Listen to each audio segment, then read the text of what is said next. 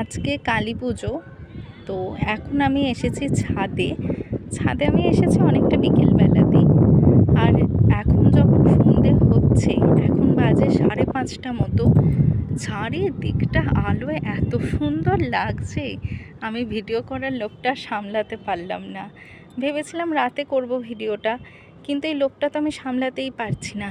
আর দূরে দেখো, ওইখানে হচ্ছে গঙ্গার ওই পাড়টা জলে রিফ্লেকশন হচ্ছে আলোর, সেটাও কিন্তু অসাধারণ দেখতে লাগছে।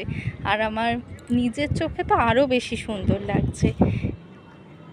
চলো তোমাদেরকেও দেখাই যে আমার শহর কি সুন্দর আলোয় সেজে উঠেছে।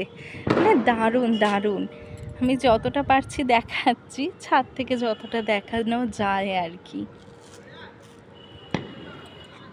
হ্যাঁ, ভীষণ সুন্দর লাগছে। আর এদিকে দেখো, সূর্য অস্ত চলে গেছে।